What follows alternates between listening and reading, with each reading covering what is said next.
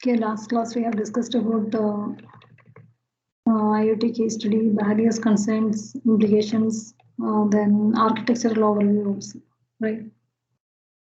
Now, today's class we'll see about the standardization for machine-to-machine applications and IoT applications, okay? And IoT architecture, then data management, then high-level architecture of IoT. Okay, so all these we'll see today's class. So first coming to the data standardization. So what is the purpose of standardization for not only for data, standardization for all the elements that is present in an IoT system. For example, it could be data, it could be protocol, it could be the communication medium. So what is the requirement of the standardization procedure? Why you need standardization basically for the IoT system? Somebody please respond.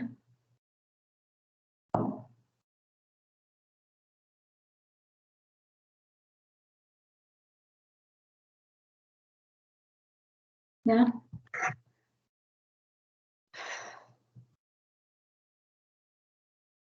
Please do answer. Rakha. Yes, ma'am. Yeah. What is the requirement of standardization? Not only for IoT or machine-to-machine communication, for any procedure, standard procedure. So why you have to standardize it? Anything in the why it should be standardized? Ma'am, I think it provides a lot of structure to the knowledge or the data whichever we have, because if you do not standardize it or something, then the data might go haywire. So that can help us in structuring data. We can, if we standardize data, then I think probably like we can Everyone find can out follow a the lot same, more right? If you standardize something, everyone can follow the same thing, right? Then somebody else who is looking into this thing will also understand, since it is across the world, since it's the same, is it not? Whatever it may be, you take the case of IoT data. So if you standardize it, it is going to be uniform across the world, right? So in that case, you will be able to view the data, or you will be able to interpret the data anywhere in the sitting anywhere in the world. You can do it properly, right? So because it is uniform across the world, it's not like you have some discrete data somewhere, and some other place you have some analog data, so you are not able to interpret from the discrete data, and you are not able to interpret what from the analog data, right? So if you have some standard procedures to be followed, or standards to be followed, say for storing the data, or for performing communication among different elements. So in that case, it will be easy basically, is it not? So that is how innovations could be promoted. One person will be able to understand what the other person is meaning from say that particular data or that particular element. So it is very important to have a standardization, right? So in simple words, we can define the requirement for standardization as interoperability. It is very much required for the systems to operate with a number of other other elements which has different properties and functions, right? So anything the system, if it is standardized, it could be interpreted properly. So this it will be ensuring the interoperability among different systems, especially in the case of IoT. You have a number of heterogeneous devices connected to the system, right? So in that case, if all the devices, each device will have its own property, its own functionalities, its own data processing capabilities. But once the data or whatever information that is accumulated together, and before processing, say all the data are converted into a common format, and then I'm talking about the data here, okay, because we are coming to the data management in the next section. So in that case, you can achieve interoperability among different devices. although the data is connected in different format or different visual representations, so anything that could be converted to a standard format could be used by any other person and they could get the insights from it. So thus it would be ensuring interoperability, right?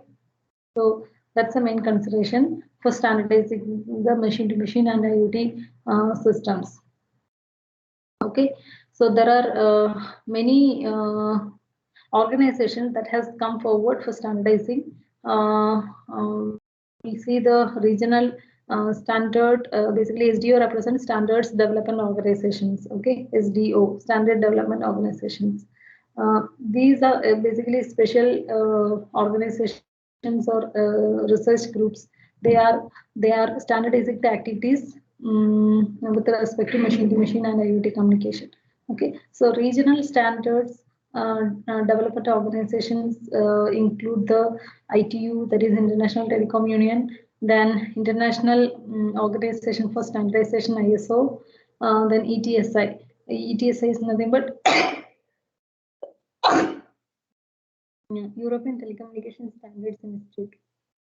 We'll see next topic as ETSI's standard architecture defined for IoT, okay, in the next coming session.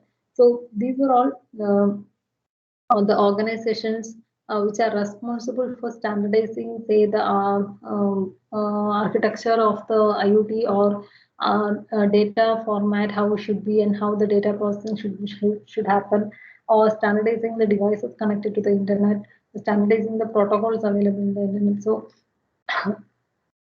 all this standardization is very much required for the heterogeneous environment to work together, right? So now coming to the international standard organizations. International standard organizations, basically they are for the internet connectivity and for the systems connected to the internet. They are basically for the core network, okay, for the core network and for the internet. Worldwide consortium as well as Internet Engineering Task Force are providing the standardization across the globe. Okay, and but regional SDOs basically it's maybe for a part of the system or for few of the activities, not for the entire system. So there is some difference between regional SDOs as well as international standardization organization. International standard organization is looking across the globe for the standardization, whereas these the regional SDOs are looking to a small portion of the same. Okay. So that is about the standardization requirement. So also one more point to add, that is the standardization procedure itself is standardized. Okay, the standardization procedure itself is standardized. That means to handle the life cycle of the process of standardization, we have other standards that's to be followed. Next, coming to the IoT data management. So now let us see what are the kinds of data available in the IoT systems. One type of data we classify under big data. Big data, as the name says, it's a huge data that is available from the various heterogeneous devices connected to the system, right? So we have a number of heterogeneous systems. All these capture different aspects. Say some captures the unload data, some captures the discrete data. So whatever it could be, when it is connected frequently with certain intervals decide, so it is going to be a huge chunk of data that need to be processed finally for getting insights. So that's a big data. Next, coming to the heterogeneous data. I hope you are very clear with it. I'm not going to explain more about it. Then heterogeneous data. Heterogeneous data, again, as I mentioned, heterogeneous means maybe the data collected with different sampling rate, different quality values. So that means variety of data. Okay, heterogeneous data means variety of data. It could be the digital data or analogous data or with a different sampling rate. So it could be any kind of data. This is coming from different, say from the serial port or from some parallel streams. So it could be a variety of data, right? Next comes the real world data. Real world data means the data which is collected real time for processing. So it's not the stored data, but when the data is available in the from the real world, that maybe the environment in which you are interacting with. Okay, so that is called real world data. Say for an airplane system, you'll be collecting the data related to temperature, pressure, longitude, latitude, all these information you will be collecting, and that will be processed at the same time. So that comes under real time data. Okay, so next is the temporal data. Temporal data is nothing but the data which is measured with respect to the time. Okay, then spatial data is nothing but the data which is generated by machine to machine interactions and say from the mobile devices, location based data. So all these are comes under spatial devices, which basically include the tag of location and say when you are representing the data, as the data is changing when you are changing the location. So it's with respect to the geological coordinates when the data is changing. Okay, so that data is also available in IoT systems, right? Next comes to polymorphic data. So what is polymorphic data? Any idea?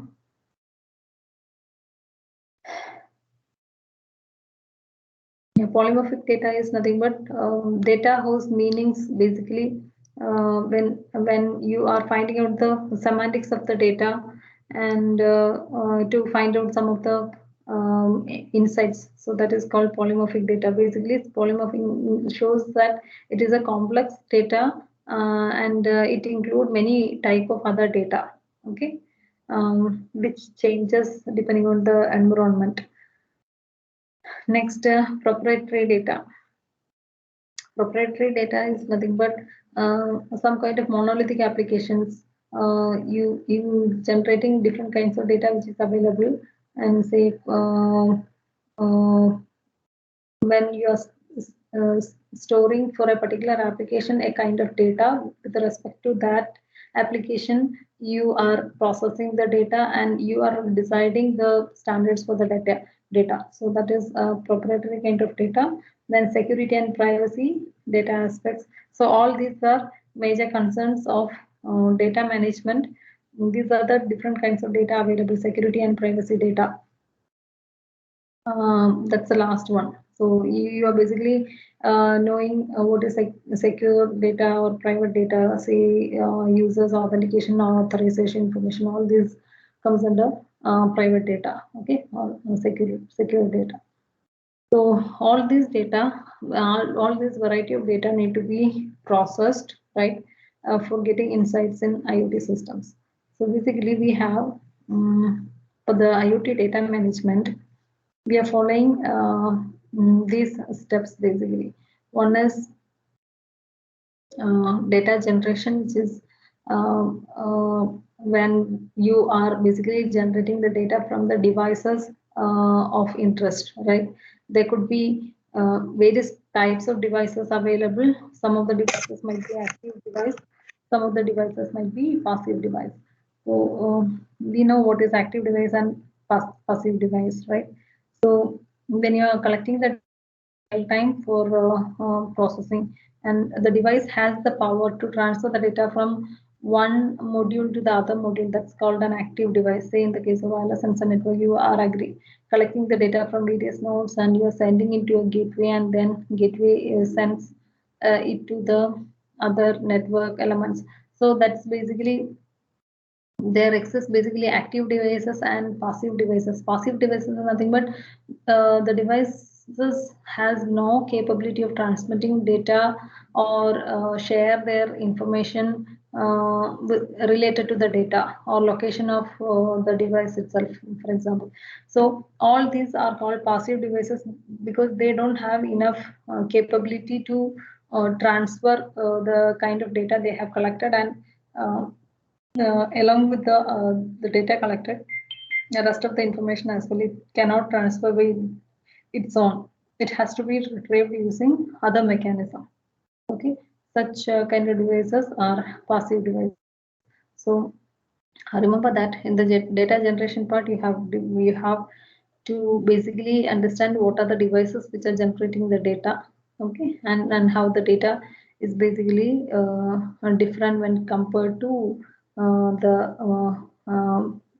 passive or devices, and how the data is different in active devices.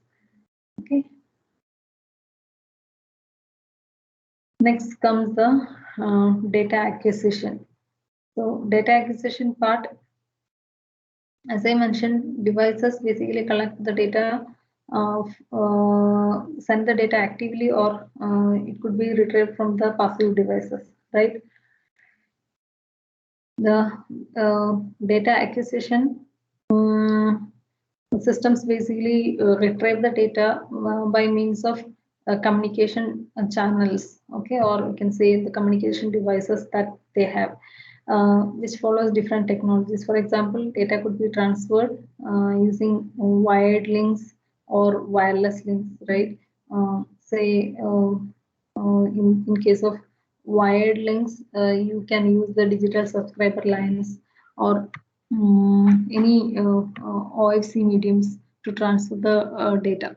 Okay, so the module which acquire data should communicate with the device which is collecting the data basically. So the communication mechanism is important here. Okay, so there is basically different concerns about the data acquisition, how the data is acquired, say with respect to by concerning the security or protocols, different protocols used, and with respect to different application requirements. Okay, so the mechanisms basically used for data acquisition is say continuous monitoring, wherein you are say, for example, in the case of camera data, you are collecting the data by capturing the 24/7 data, right, all the time. And from there, you try to find out the misbehaviors in the data pattern. So one particular type of data acquisition technique is continuous monitoring, or even sensors also. You can mention the rate at which the sensor device should collect the data, say from the environment. So that's called interval based or interval pole based data collection. Or even you can collect the data based on the events happening around the world. Say if certain event is happening, say sudden spike in the temperature, or sudden spike in the say biological systems, biological signals. So based on the event that is happening, again you can collect the data, right?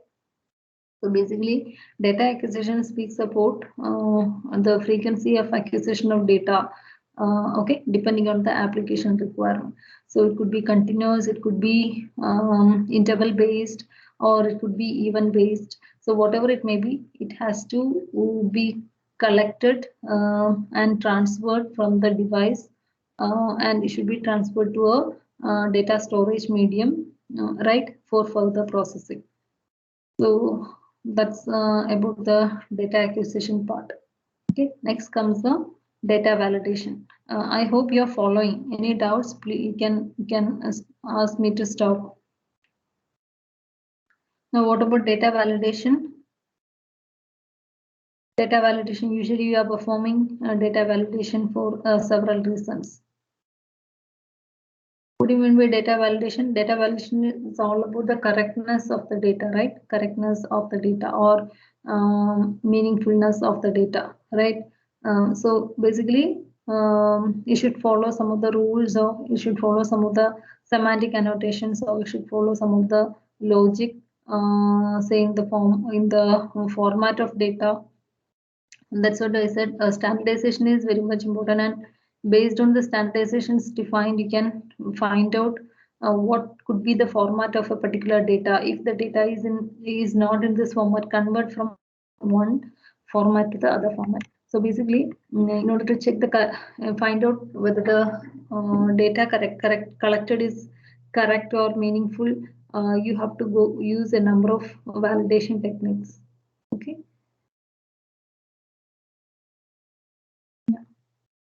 So that's about the data validation. So if the data validation fails, then you have to redo the things until you achieve the correct data. Okay. For example, different kinds of attacks or database corruptions, or you can change the privilege of say different devices or different users of the system if validation is not done properly. So that is why data acquisition is very important. Next comes the fourth point, right? Fourth point is the data storage. So what is about data storage? Why we have to look into the data storage as well? Because we are collecting a lot of data, right? Number of data. That means the big data we are collecting from different machines and the machineries, right? So nowadays the problem with the real-time applications is producing huge amount of data, and there is no disks are not enough for storing the data. So we have other mechanisms nowadays for storing the data. For example, cloud systems which have the capabilities to store the data, or parallel processing of databases could be done using some special technologies, right? Latest technologies. Now we have distributed file systems to keep the data in different formats in an organized way. Okay, and so definitely the cloud computing platform, as I mentioned, that also helps. So nowadays we are relying on the cloud platform for basically storing huge chunk of data. Okay, next is coming to the data processing part. So what is mean by data processing?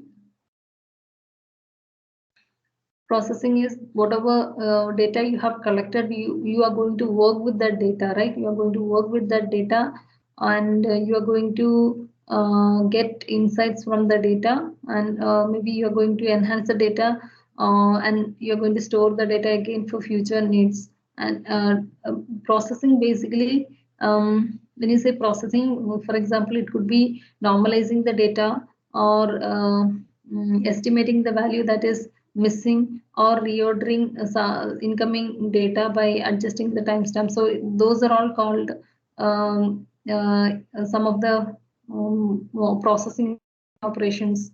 Okay, that usually we are carrying out. Along with that, some of the data aggregation techniques of mathematical calculations of functions you can make use of, or you can transform the data from one format to the other format. So those are all part of data processing. Okay, those are all part of data processing, wherein you're going to convert the data from one format to the other format for your future needs, so that it's always easy for you to work with the processed data that will give you basically idea about how to go about with the data for your applications. Next comes the data remnants. What do you mean? What do you mean by data remnants? It's basically say if you have the storage mediums. So the problem with the storage mediums is the data, you have a limited space to store the data, right? And when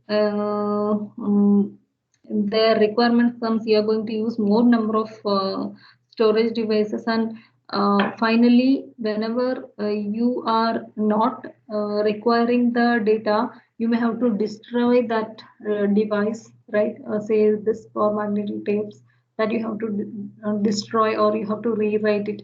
So basically, data remnants is going to deal with that aspects. Okay, so that you can say override the data, or you can use some other mechanisms to erase the data from the magnetic disk, and you can make use of that. So basically the problem is, if the data exists as it is, some other people may make use of that data, and they may get the data associated with you. Yeah, because your data is still present. So whatever data you don't want, you can just destroy it with different techniques. One is overwriting, as I mentioned. Another one is discussing. Discuss is nothing but you will be again erasing the data which is present in the disk. You make use of encryption techniques to destroy the existing data and to generate a new data out of it, right? So that people don't understand what the data is. Or you have to destroy the media itself where the data is available. So that is not practical, because it creates a lot of garbage. It creates environmental issues, right? So the best method is to overwrite or encrypt the data whatever is available, so that you can fill it with a new type of data, and other people don't understand what the data exactly is with encryption, right? Next comes the data analysis part. So what do you mean by data analysis? I need not tell you are aware of this, right? Data analysis, basically we are doing for say decision making purpose, using some of the business intelligence tools and all, right? You can use different techniques like data mining for finding out what exactly the data is. We call it as knowledge discovery, right? Then you can make use of statistical techniques for quantitative analysis and descriptive statics, that you can make use of, or exploratory data analysis you can make use of to get different graphical representations, right? That gives more insights into the data. Okay, so there exists number of techniques like machine learning, or machine learning, which is part of exploratory data analysis, which is nothing but part of data analytics techniques. Okay, so likewise, any business intelligence tool you can make use of for analyzing and finally to get the insights.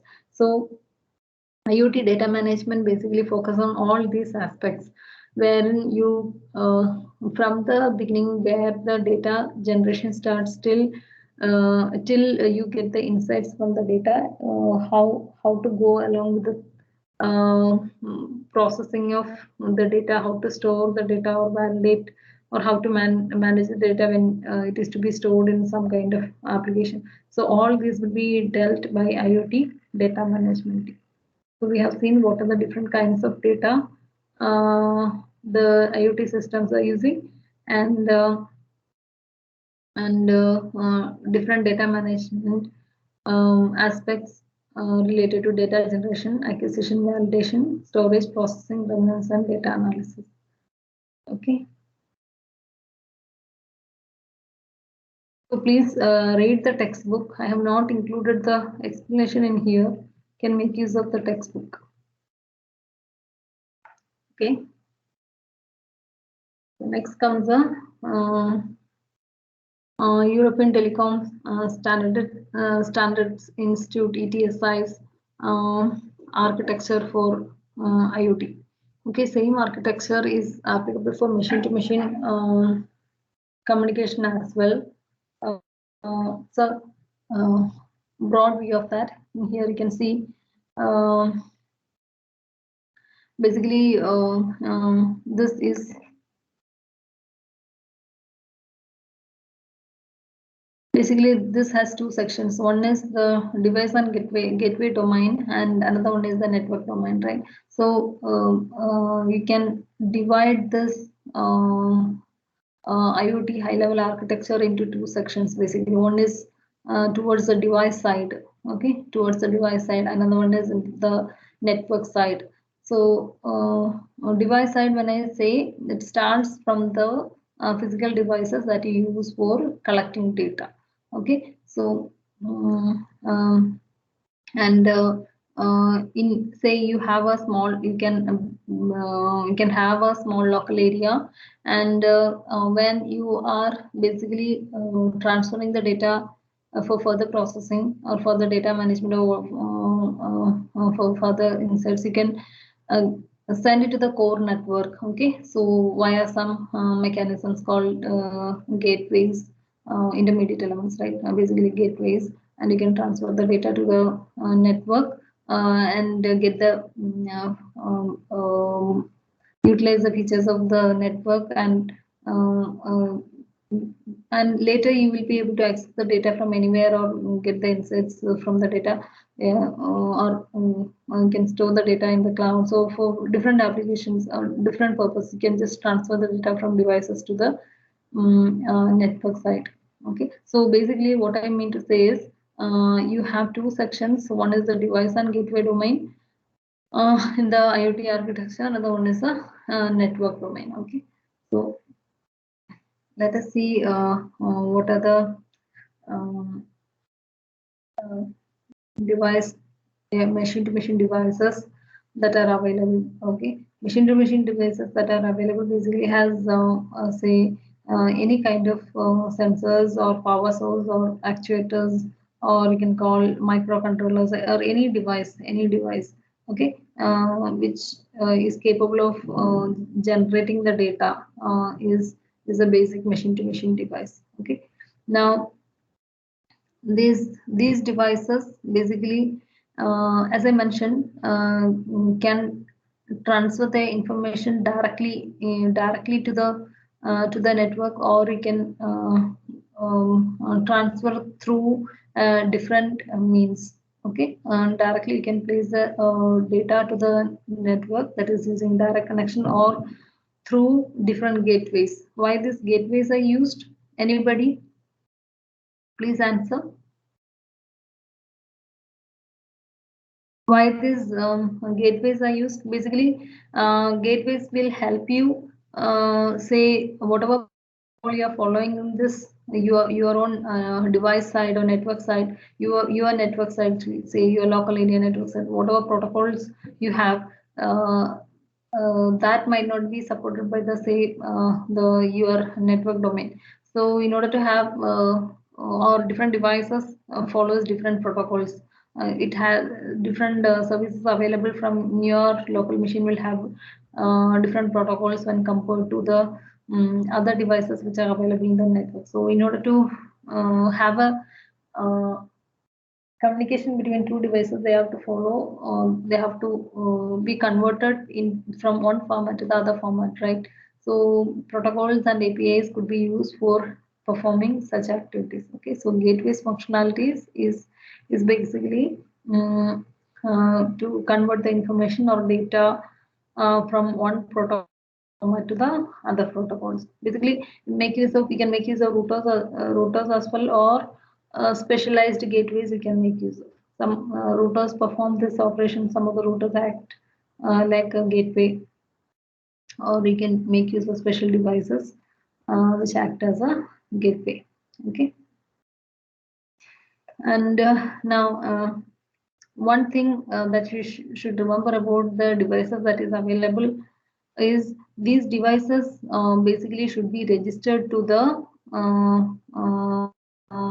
network domain, because all the devices connected to the system have to have a unique identity of knowing from where this particular data or information is coming from. So basically the devices has to be registered, and should be there should be some authentication and authorization mechanisms to access the network domain features. Okay.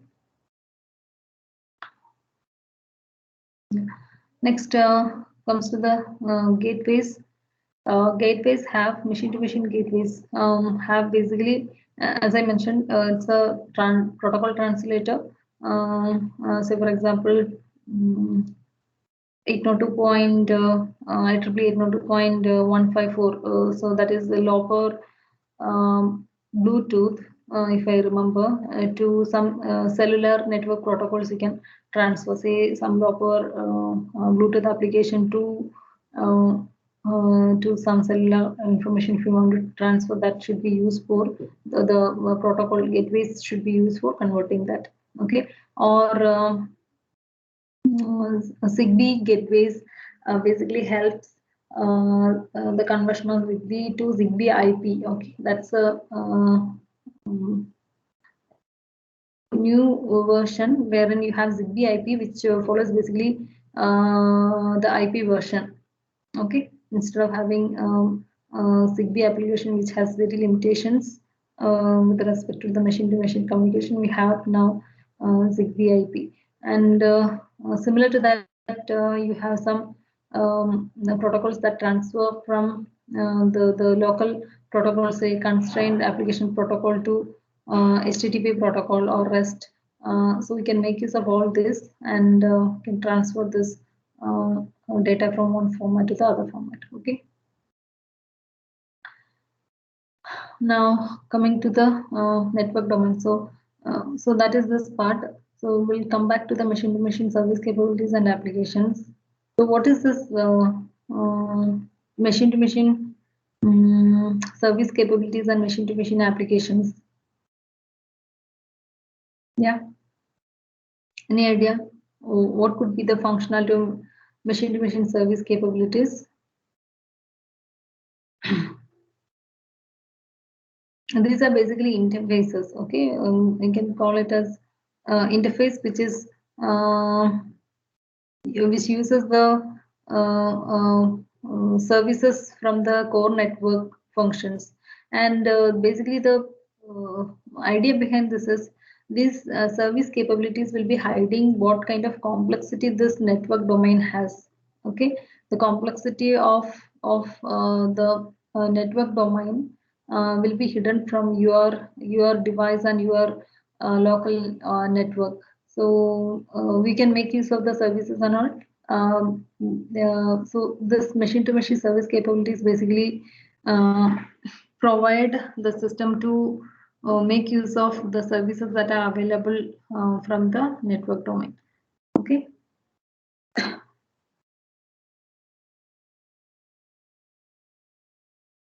So the here M2M application is showing the kind of application that you have. For example, any application. Okay, and say you have your vehicle which has the smart applications running for, say, finding out the pressure, temperature, or to find out the route. So different applications will be present. So these M2M applications basically, so or it could be the smart meter in the smart grid device.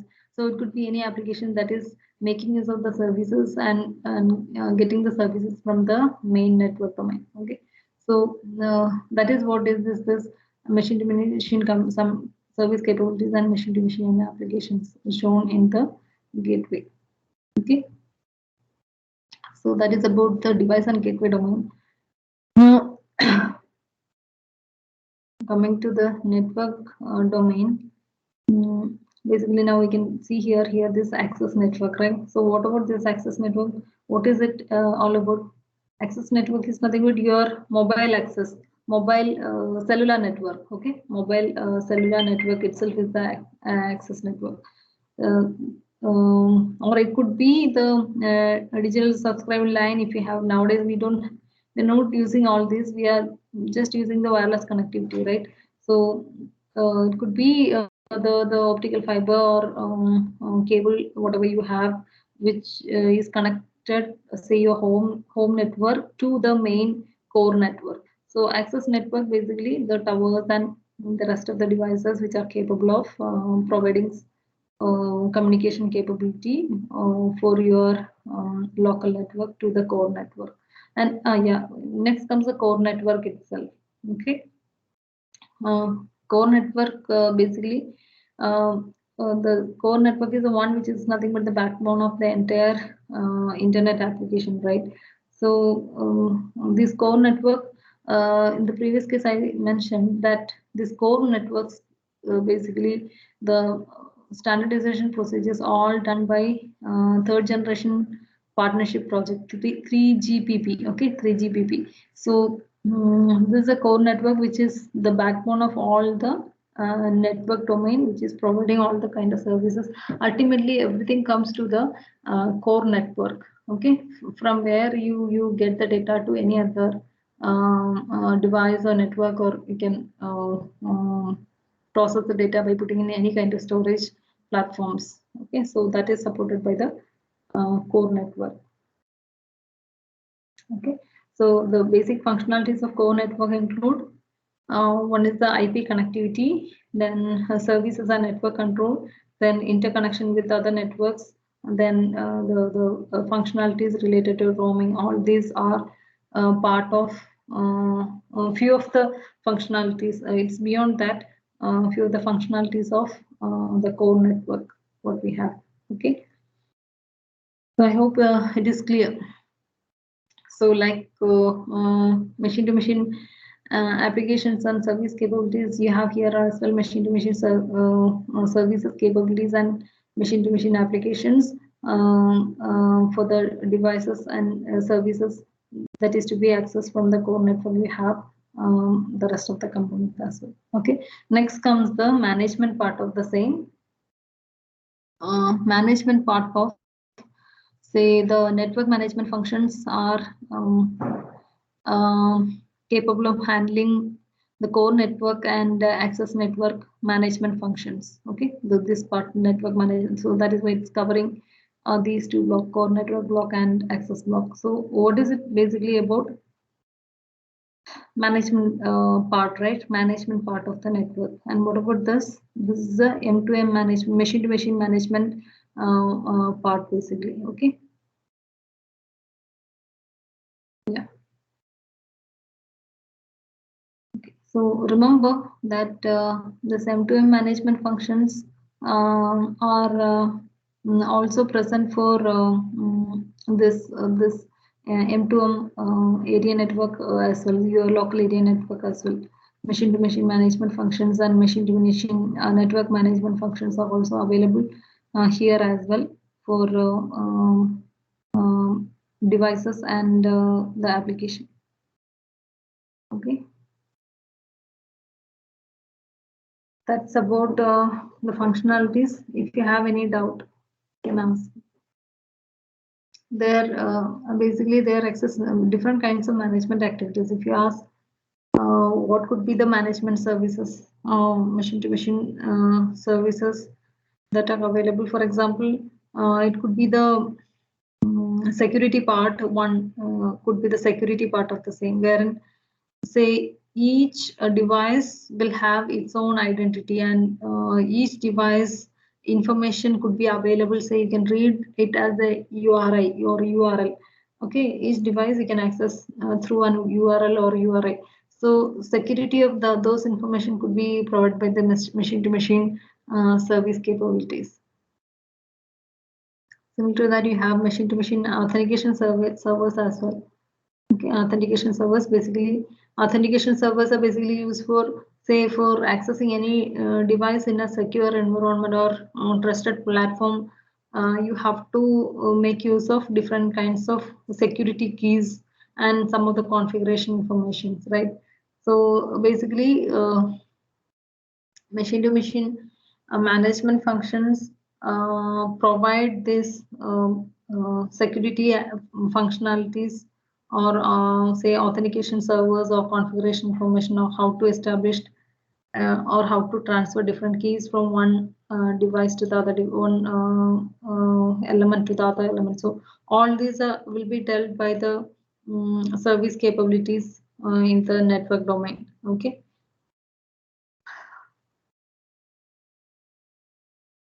So it's important, the machine-to-machine service capabilities, the functionalities, basically authentication, authorization, all this could be provided by the service capabilities. Okay. Security related, all the information could be transferred or handled or managed by this machine-to-machine service capabilities. Okay. So that's about high level architecture. If you have any doubt, you can ask. Yeah. No doubt I have kept the explanation here. You can go through that if I missed any.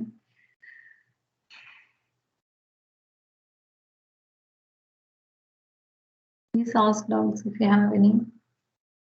Okay.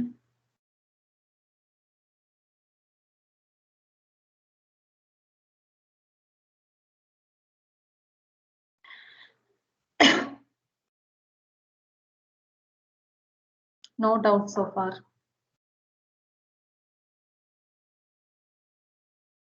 Yeah. No doubts.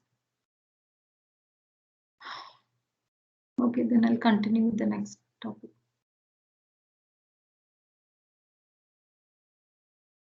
Next is the Open Geospatial Consortium architecture. So what is this Open Geospatial Consortium? Any idea? OGC?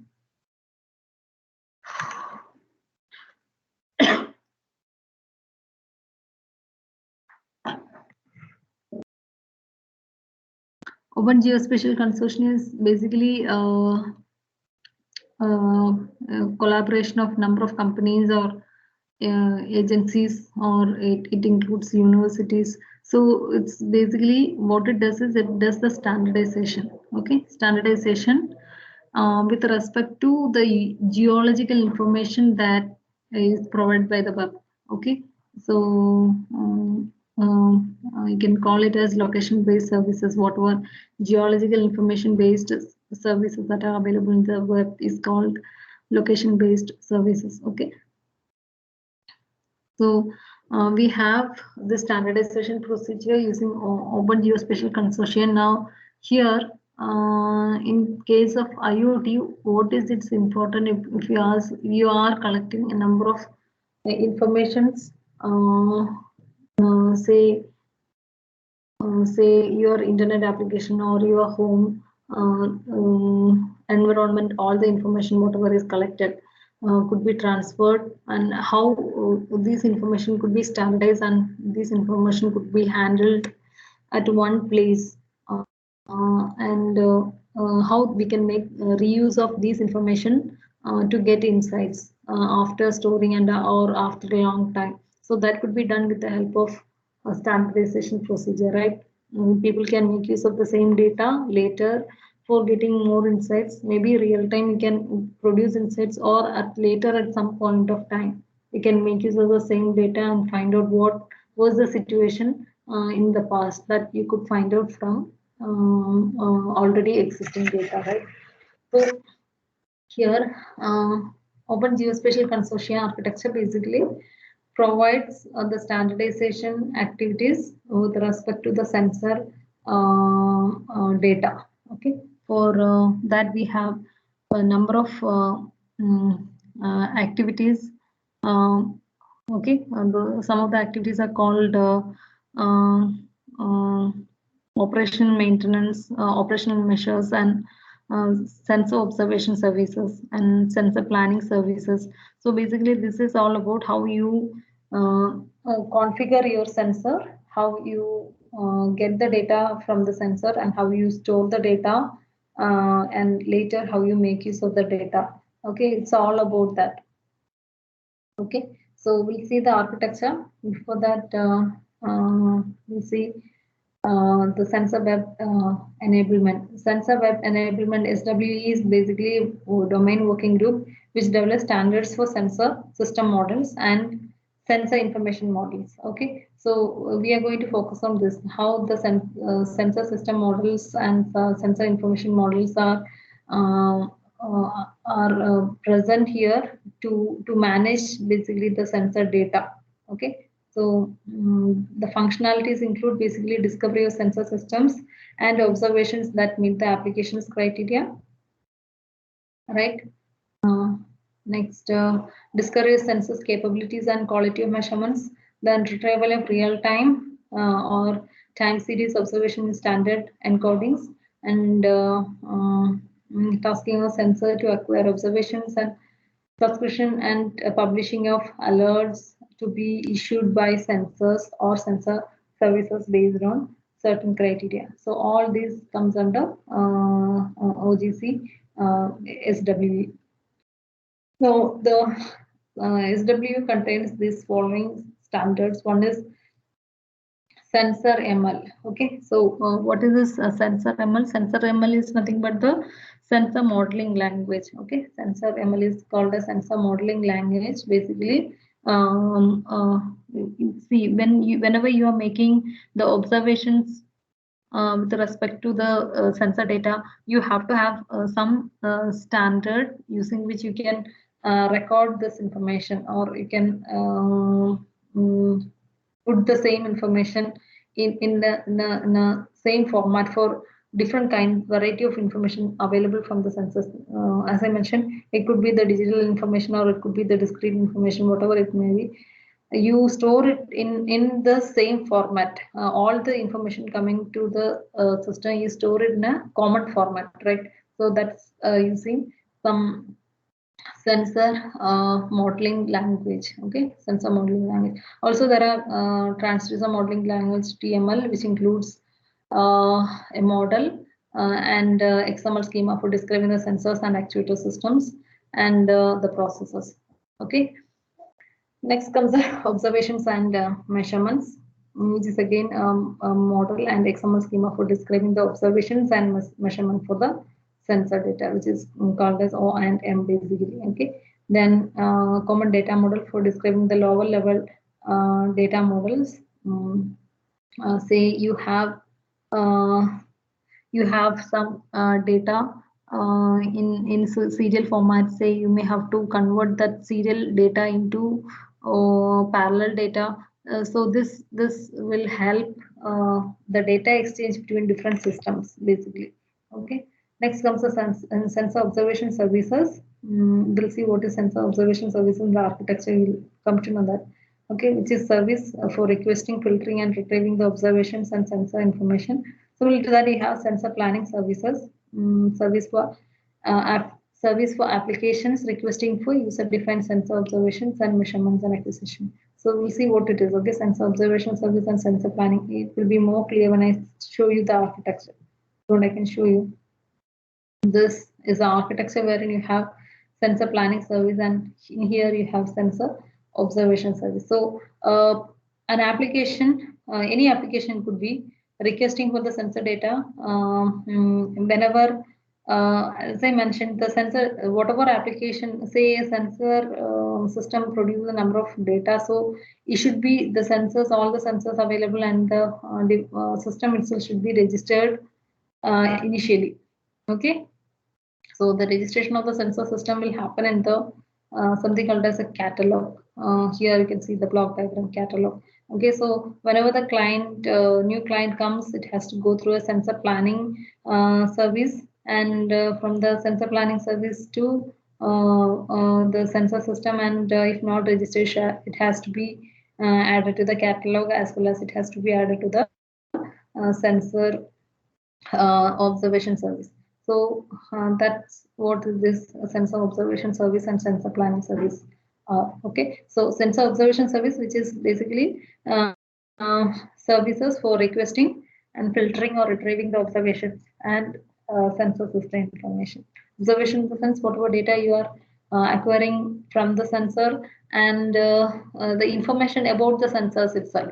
For example, the lifetime decided for the sensor, or the category of the type of data produced by the sensor. So those could be the, or when the sensor is been installed, how the sensor is been configured. Okay, so all this information you can find from the sensor observation services. And as I mentioned, sensor planning services, which is a service for application for requesting user-defined sensor observation and measurement acquisition. Okay, so sensor planning service will see what are the requests coming for the already existing sensor information or sensor observation. Okay, and how it could be executed. I will check whether it is a registered application or registered client who is requesting for the sensor information and observation. If not, register it and then provide the information. Okay. Next comes the PUC, PCK, PUC, which is nothing but protocol for converting the serial information. See, initially we had the serial ports, say for example RS-232 or Ethernet, um, okay, which are used in different instruments. Okay, so the PUC is a kind of protocol which is used for retrieving sensor data for the serial port basically. Okay, so it's a basic configuration now introduced for retrieving the data from the serial port, so that it follows a common format. The data whatever you retrieve from the serial port is common. Okay. Now you can see this OGC functional architecture and interaction. So as I mentioned, if there is a application which is requesting for a sensor observations or measurement, you can it will be directly forwarded to the sensor planning services if it is not a registered client. Okay, then it will be forwarded to the sensor system, and sensor observation repository will contain the data. First, it will check whether it is registered in the catalog or not. If not, register it.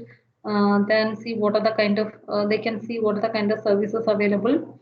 Okay, and from SOS sensor observation services, and if required, data could be retrieved for the registered client. If the for the client, okay, a registered client. Next, if the client is already available and registered, he can look up what are the other catalogs which are available, other client details and the rest of the details, what are the information they have, what are the sensor information they have, and directly they can retrieve the information from the sensor observation service. Okay, so that's the simple OGC architecture. Okay. Fine, the rest I'll continue in the next class. Since you have no doubt, I am able to finish it early. If you are making it interactive, then we can take it to the complete 1.5 hours. If you have doubts, please do ask. Nobody is asking.